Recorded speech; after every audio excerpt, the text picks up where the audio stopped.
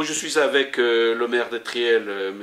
Joël Mancel, et avec son adjoint à l'urbanisme, M. Michel Poirot. Merci de me recevoir aujourd'hui à l'hôtel de ville de Triel-sur-Seine.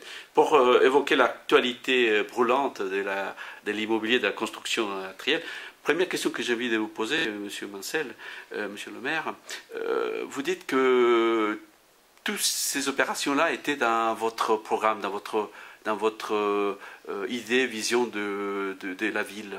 Expliquez-vous. Alors pas tout, parce qu'il y a eu des projets qui sont arrivés en cours de route, mais au moins les projets les plus importants, notamment le 246 rue Paul Doumer, la rue Gallieni, tout ça c'était des projets qui étaient dans notre programme des élections de 2014.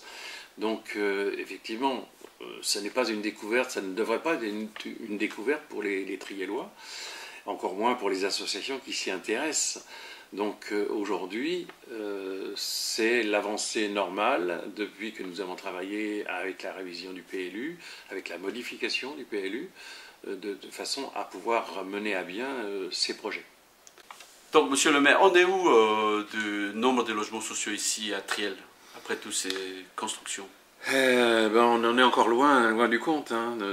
Donc en 2008, quand j'ai pris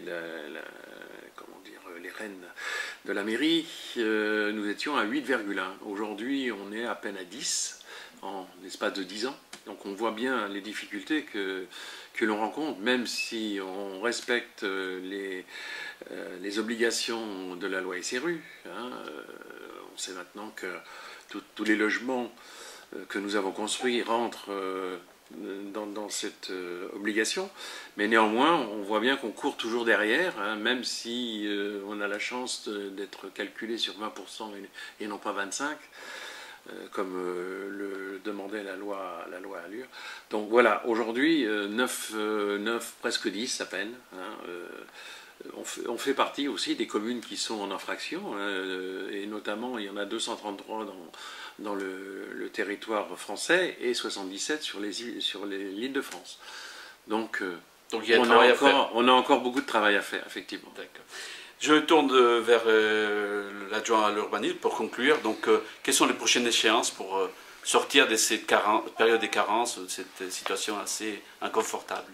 Les prochaines étapes, d'abord, nous avons une grande satisfaction, c'est d'avoir pu loger des Triellois qui étaient dans de mauvaises conditions, donc qui viennent d'accéder dans les deux premiers programmes qu'on vient de livrer, 2 premiers programmes sociaux, donc dans des conditions de confort et avec des logements compatibles avec leurs revenus. Donc notre objectif, c'est de s'en tenir à ce que nous demande l'État, d'une part, mais surtout d'offrir des logements à tous les Triellois, quel que soit leur âge, leurs revenus, leurs conditions physiques, des petits, des grands, du locatif, du privé, individuel, collectif. Donc c'est à chacun de trouver ce qui correspond à ses besoins dans ce qu'on appelle un peu pompeusement, de façon technocratique peut-être, le parcours résidentiel.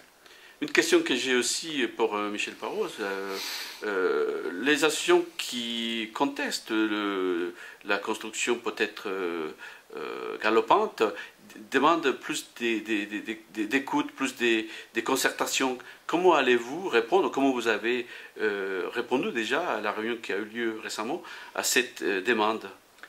Eh bien, nous leur avons rappelé que depuis 2014, systématiquement, tous les projets ont été débattus avec les voisins les plus proches.